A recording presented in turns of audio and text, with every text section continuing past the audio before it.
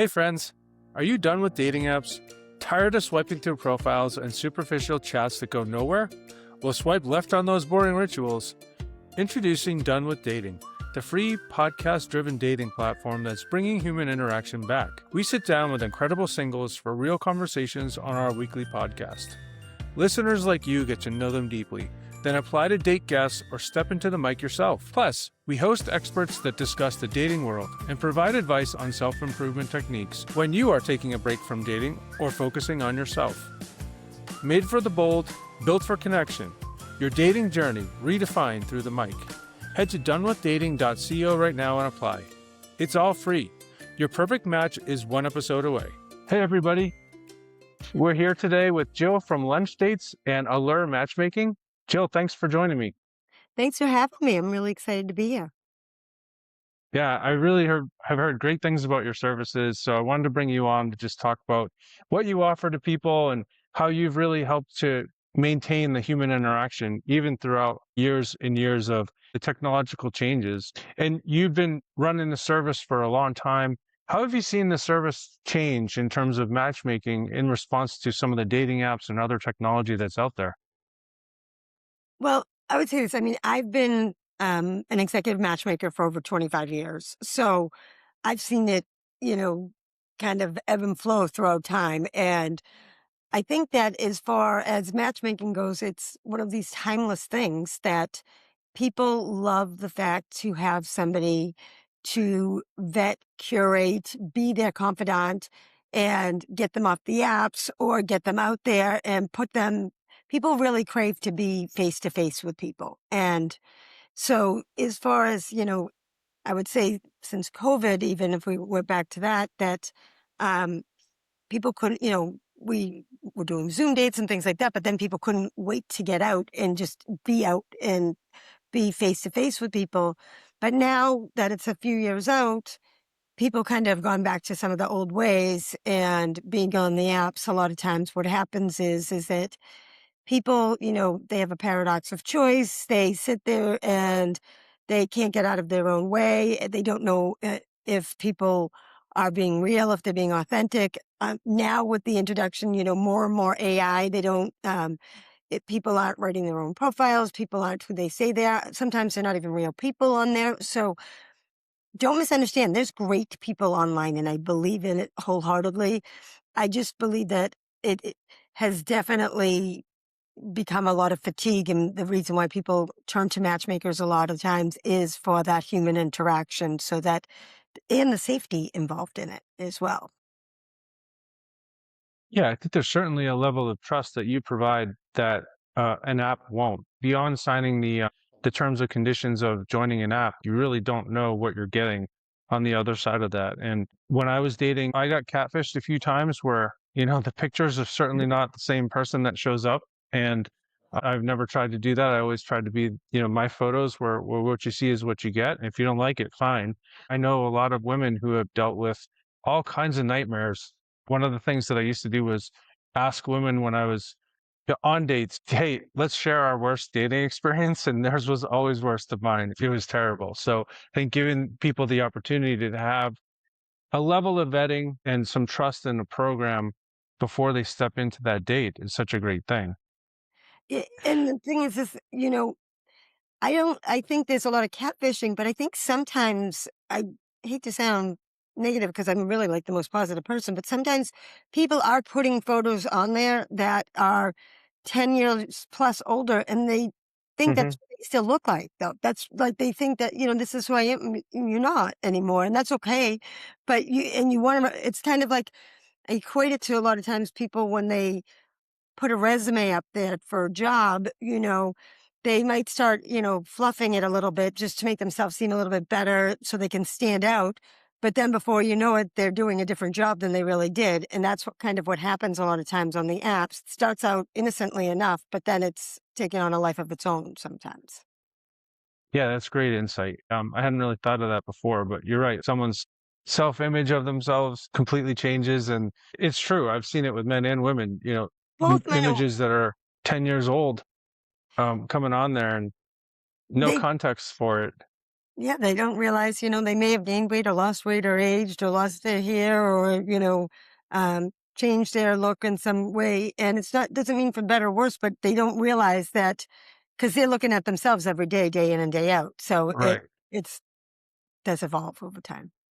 Yeah, definitely. So what do you do in terms of using intuition or your methods? How do you assess that long-term compatibility in a way that clients might not necessarily know? So here, we have a team of, there's 5 of us here. And so we interview and vet and meet with every single person before anybody can meet anybody for that matter.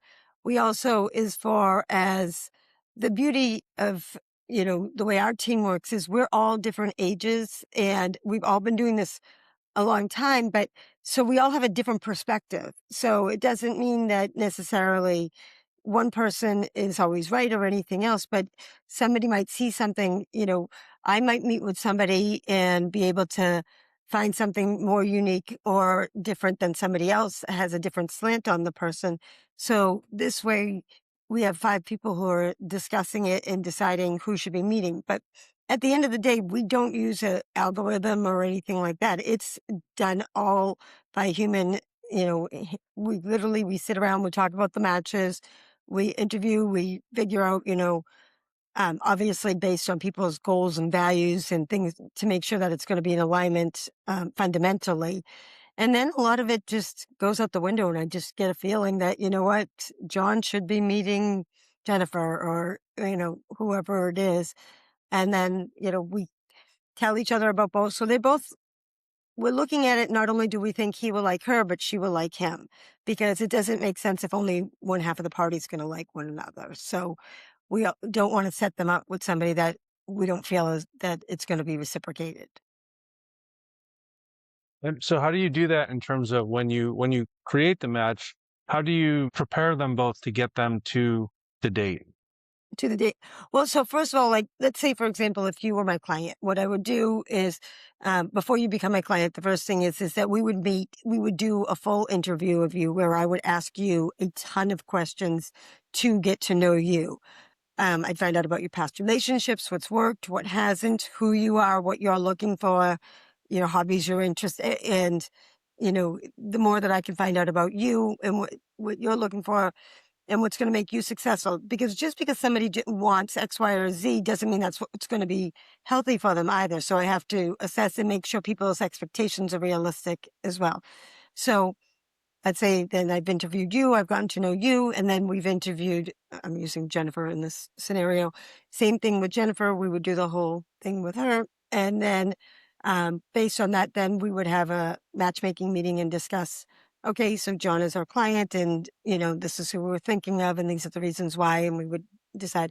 Then we would present one another and tell you the reasons why we think not only, she would like you, but you'd like him. So we'd say, okay, you guys both like to, I don't know, go, you both have traveled to Belize, whatever it is, Um, and then from there, we do everything as far as we set up the time, the date, the place. We figure out where you both are at. Uh, we happen to specialize, our niche is the greater Boston area. So we're not trying to be everything to everybody. We're Uh-huh. really trying to focus on keeping people as close as possible. So, like, I'm a Bostonian, so I understand the difference between how far, somebody in the North Shore is from somebody down the Cape or something. Right. Ideally, I'm going to try to make it as close as possible, but obviously for love, maybe they'll cross the bridge. Maybe they won't. I don't know. But as far as from there, then we'll find a place that's convenient for you both. We also, kind of take into consideration the age, the demographic, the vibe of the person, what's going to make sense for where they're going to meet. Then we always set up the dates for drinks and appetizers, uh, just because we want to make sure that there's a beginning, there's an end, and that the date doesn't go too long. I think what happens a lot of times when it comes to dating is that people like each other. Some, the great news is you like each other. So now you're having a great time, but then you stay too long. And so I tell people, you need to leave them wanting more. So on a first date, it should be an hour and a half, 2 hours max, always leave them wanting more. And so that leave this so for the second date. And then, so after that first date, what's going to happen is that you both are going to call us and give us our report card and let us know the feedback. And the way we work, there's different ways, is that everything we do is where we're talking to people. We don't have you fill out a feedback survey online or anything like that. What we're going to do is talk to you. We're going to find out, what you liked about each other. If you're going to see each other again, if we're not sharing the feedback from one another because we want you to be able to talk open and honestly with us, but we'll help facilitate a second date. We do whatever we can do to help continue to orchestrate to go, have it go the distance as far as that goes. And so when you're dealing with different customers, what do you typically see? Are you dealing with a customer base that's generally pretty optimistic when they come to you? How are you dealing with managing those mindsets? It's a great question because people go to a matchmaker because, that was it was their last ditch effort or anything. And I tell people you have to love yourself in order to love somebody else. And so my preference is not to work with somebody who's like, okay, this is my last ditch effort. That my clients are very optimistic and they're coming to me because they get it. They realize like, okay, you know what? I have somebody who's going to be in my corner who's going to be vetting. I kind of explained it a lot of times. If you were going to get a new job, you would hire a recruiter to vet and find you the best job so that you could focus on the other aspects of your life. That's exactly what this is that I kind of explain it that I'm people's fairy godmother is what it is. Awesome. Yeah. That is very cool, right? Getting them to the ball Yeah. for apps and drinks, right? I take them to the ball, whatever it takes. Yeah. I, Yeah. I'm in the boat with them until they're into a relationship. Then they can kick me out at that point. That's very cool. And so you also had said you have, not on the podcast, but we talked before about that you have a free database that people can join as well to be curated and matched with some of your paid clients as well, but that you vet the people in the free database too, correct? So we have our clients who are paying clients who we are actively matching and looking for matches for.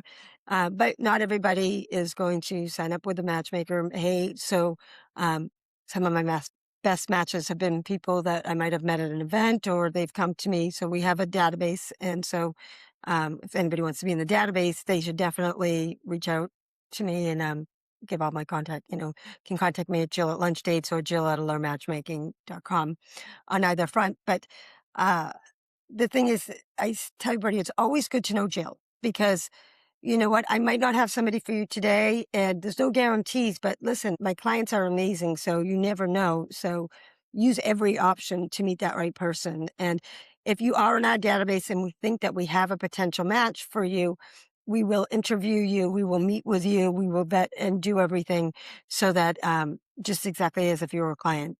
But we're just matching you up with the client instead. That's great. And then people can still feel like they've had some level of vetting with whoever they're out with. Yeah. So that's awesome. Yeah. On both sides, my clients are coming to me to make sure that I'm vetting them for them and vice versa. So I want to be able to make sure that anybody that I'm matching all together is doing it for the right reasons, right intentions, looking for the same things out of a healthy relationship. Yeah. And so with lunch dates and Allure, it's primarily the Boston area, greater Boston is what you said, right? And we talked about the challenge of commuting. When I was on dating apps, my range was 40 miles, but 40 miles could be like 2 hours like, for Yeah. driving in Boston. So what are other types of things that you see that you try to overcome as far as some of the challenges with maybe commute or just even culture in Boston area? Well, as far as geography goes, so we do typically, I'll do from like Boston to New Hampshire, Boston to the Cape, Boston to Rhode Island, Boston to Worcester. As a general rule, I have some clients that, will date in New England or even date worldwide or, Hmm. nationwide. And depending on if, what their membership is, I'll go to the edge of the earth to find the person. But typically, there are some people who will stand in their own way and, not want to leave the city even. And there's some people who will go wherever. So I'm always trying to figure out, what realistically will work for this person. If somebody lives in New Hampshire, I want to make sure that they're open to dating in the greater Boston area so that they can give themselves more opportunity. Depending on somebody's age range, are they hard and final on that age range? Are they flexible? Because somebody might be younger and be more mature. Somebody might be older and be more youthful. I like to make sure too to figure out what it is why it's not working out for this person on their own. It may be the apps. It may not be. It may be the fishing in the wrong pond too. So there's all different reasons why people aren't successful. So I try to figure out what it is. And they can be fantastic, like they could be really great. And because they're so great, they're getting inundated by people all the time. So they're missing out on the good people because all of the other people or the AIs or whoever, that they're getting so fatigued by it that they're not getting to meet the right people is what it is. Yeah, it sounds like a very complex operation that you seem to make simple, right? With all the work that you put into it. Well, thank you. People underestimate the amount of work that goes into finding that right person. My all-time joke of, 25 years of doing this, like if I could cure cancer, that's what I would have done. But since I can't, I think love is just important. And I'm responsible for marriages, relationships, babies, grandbabies, some divorces now. But, at the end of the day, I do whatever I can to make my clients happy and get them into the best relationship possible. Now, even officiated a few of the weddings, so it's good. That's awesome. Yeah. That is very cool. Yeah. Nowadays, I see a lot of people partnering up when they go to events like speed dating of type of thing. Do you have people that come as groups? I mean, obviously you try to separate them out a bit, but like, how do you deal with? Do you have like any kind of events where you have groups of people come together and any kind of live events or anything like that? We don't do events. I am all for events. We just don't do events. Um, but I know that events right now that are doing very well in the fact that, because as we were saying earlier, that people want to get out and be out. So I think that if you have somebody, if you're going out with a friend to go out to meet somebody, make sure that that person's going to be a good wingman or wingwoman for you and that they're going to help you get out of your shell and talk to other people. Because sometimes what happens is the two of you will just go out, or a couple of you. Now you're not going to talk to anybody else and you're not going to be approachable. Or if you go to an event, what sometimes happens is that if you're, one will like one person and not the other person. And then you don't want to be competing with your own friend for somebody or anything for that matter. Right, right. So Yeah. it's usually better if you kind of different sides of the room, different people. We talked about you prepping the field, getting them to the place, curating the matches, things like that. What about if someone comes to you and they really don't have a lot of confidence? How do you help them to really develop that confidence and be their winged woman before they go out on the date? Well, there's lots of ways. So, um, myself, I'm a certified dating coach, so science-based. And so I can do date coaching with them. Everybody's a little different. Sometimes somebody might have a lot of confidence, but they haven't been dating. They might be divorced and they're just getting back out there, or unfortunately a widow getting back out there. Or they just kind of been fatigued and not doing the right things on dates. So saying, even the smartest, most attractive, wonderful people do what I call throw grenades into dates, meaning that it's harmless, but they're actually shooting themselves in the foot is what they're doing. And so what I try to do is a pre-date consultation to set them up for success, post-date consultation. So even though I'm not sharing their feedback, if they're doing a trend and they're not doing something right, I can let them know. If there's somebody who needs, or wants more coaching, I work with a bunch of coaches that I can refer them to if they want, a different type of plan of coaching than we do. But usually we're giving great advice and we're coaching people right along. But there are some people that get nervous on a date and they can't get out of their own way or something, or I want to make sure that they're putting their best foot forward. What are they wearing on the date? It's the summer. You shouldn't be wearing flip-flops on the date, but don't wear socks and sneakers on the date either, like this. So we're going to try to give them Just the give it. I tell people, get the give me's right, because there's all the other things can go wrong. So you might as well get the give me's right. You several times here have talked about people kind of getting in their own way, and I've talked about it on other podcasts, but I was in my own way multiple times, was kind of really looking for such a specific type of person that I really pigeonholed myself. Yeah. And like stepping away and taking a break from dating helped me to actually find the person I'm with now, who's a lot different than the person that I was ideating in this world. So I think I've seen on your site you talk about like we're not looking for fireworks. You know, it doesn't have to be instant chemistry, Hmm. right? It can be something you just kind of let the process go a bit. Could you explain that a bit of what Yeah. that might mean for you? So well, first of all, I applaud you for getting out of your own way, because it's not easy. I've had friends, I've had clients, I've had all different people who, are saying, I want to X, Y, and Z. They have to be within geographic. They have to be, this age, this height, this, I kind of call them the wants and needs. It's like if you're buying a home, even, we'd all like to have walk-in closets and maybe our laundry on the second floor, but you know what? You got to pick and choose which things are really negotiable here. It doesn't matter who you are. But the other thing to realize is that, and I'm using the apps as the example, but it could be anything. I'm not trying to sit Mhm. there and poo-poo the apps or anything, but what does happen a lot of time on the apps is because you're swiping, you swipe, and then you could be on a date with somebody who's phenomenal, who actually may even fit all of your criteria that you've pigeonholed yourself. And then you're like, oh, well, this is good enough. And then as you're on the date, your phone's lighting up because there's somebody else in the queue, and you start thinking that the next person might be the one, and you shoot yourself in the foot there. But my main thing that I try to tell people is that if you're going on a date with somebody and if you feel that this person's a good hearted person and they're attractive enough, they don't have to be the fireworks. They don't have, sometimes when you have the fireworks and that joie de vivre and everything looks so good, it fizzles out really quickly. In order to have a healthy relationship, you want to be able to have a nice enough time with somebody. Was this person kind? Were they a gentleman? Was she thoughtful? How did they treat the wait staff? Did they, you know, did he open the door for me? Did she ask me questions about herself, about himself, and vice versa?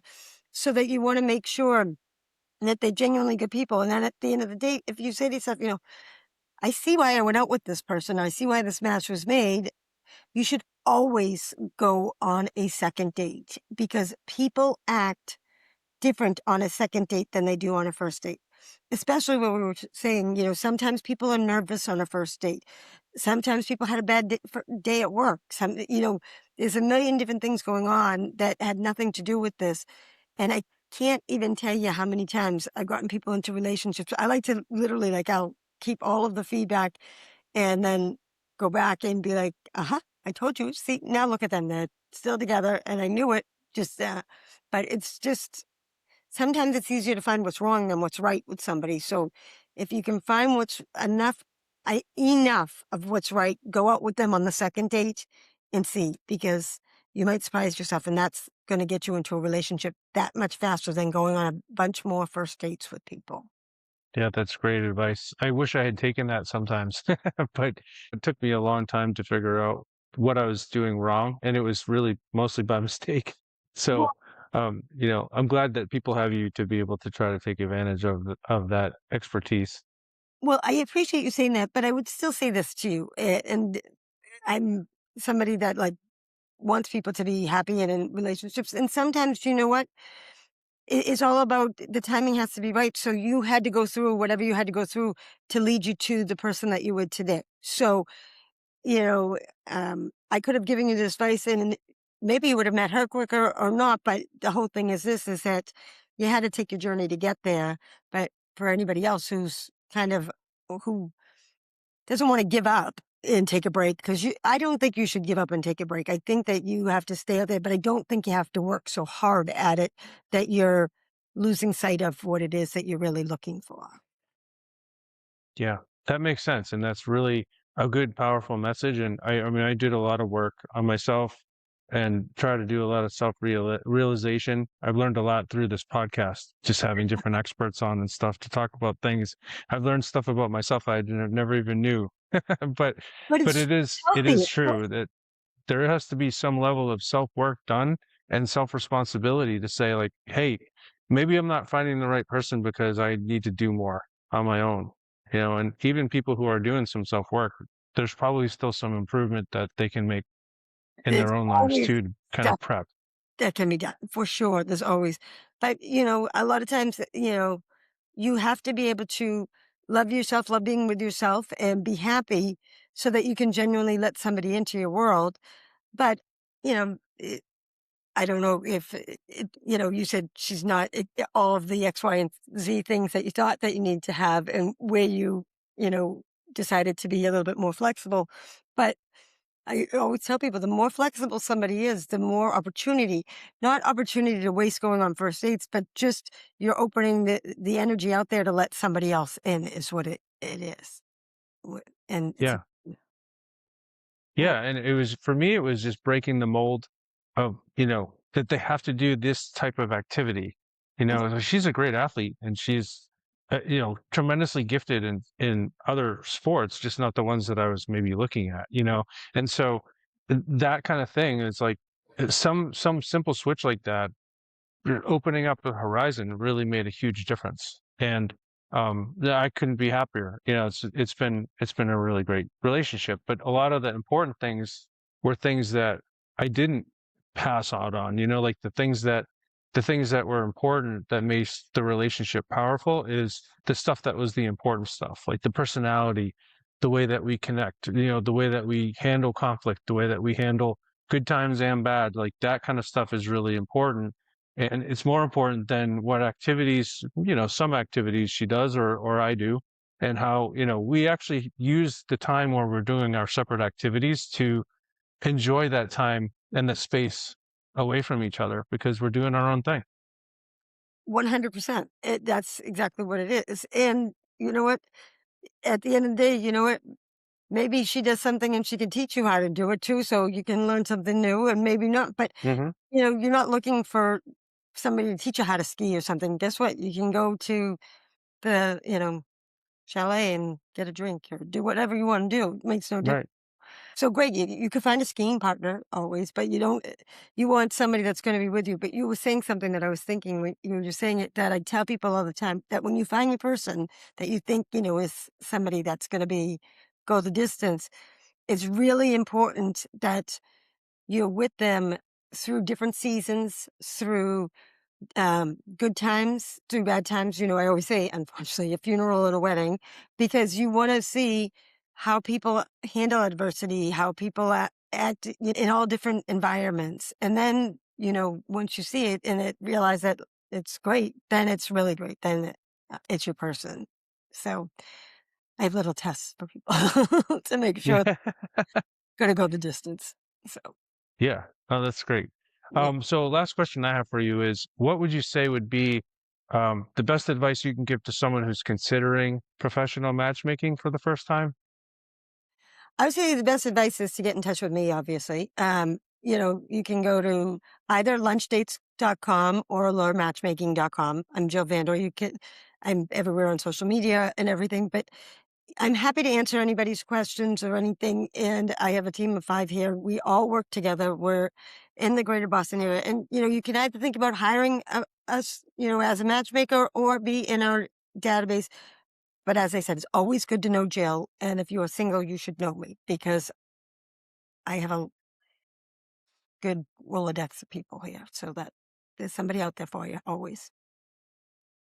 You're like the female Liam Neeson. You have a certain set of skills. Yeah. Thank you. I Yeah. as I I just I was put on this earth to bring people together. I can't help myself, and that's what I do, and I don't rest until I do. I care a lot about making sure that this area of people's lives is taken care of, you know? Can't help in all the other areas. Hopefully, I'll never need to use it, but I but it's a Yeah, great she one. sounds like a winner to me, and she's lucky that she found you too. And I think you're doing God's work over here too. Like the whole thing is this: is that I tell people it's a labor of love. You You got to help all your single friends out there and get them off the couch, off the phones, and that's the other thing too. I mean, we could go on and on talking about just the right way to be on a date too, and not looking at your phone and having conversations and things to talk about and things not to talk about, because it goes back to the date coaching of it. But a lot of people make a lot of foolish mistakes, and I don't think anybody's doing it intentionally. I just don't think that there was ever, nobody went to school to learn how to date. People went to school to get a job, and get a career, Uh-huh. things of that nature. So kind of here to help fine tune all of that for everybody. Yeah. And the etiquette changes over time as well. Yeah, it absolutely does, except for I still believe chivalry's not dead. So men, you can still pick up the tab. I don't care. I Yeah, think, yeah. I And think if- open doors. I mean, sometimes I got yelled at for opening people's doors, but they yourself, just weren't the right connection for me. I think you're better off veering on the way of being too kind and too chivalrous than not enough is Right. my way, of thinking. But Yes. to Yeah. Awesome. Well, yes, this has been a great conversation. I really appreciate your time. And being thank here. you for coming on. Yeah, you want me back again? I'll come back again. There's still more to talk about. So, if you have any other questions, or you can call, you can email, whatever I can do. Okay. Awesome. So if you're done with endless swiping and ready for something real, don't miss a single episode. Hit that subscribe button right now on your favorite podcast app and never miss the bold conversations that could change your dating life forever. Every week, we bring you incredible singles, excellent advice, raw stories, and real opportunities to connect, all for free. Subscribe today, apply at DoneWithDating.co, and turn your next listen into your next date. Your perfect match is waiting on the other side of the mic. It doesn't matter where you live, someone local is listening and will want to date you. We'll see you in the next episode. Subscribe now.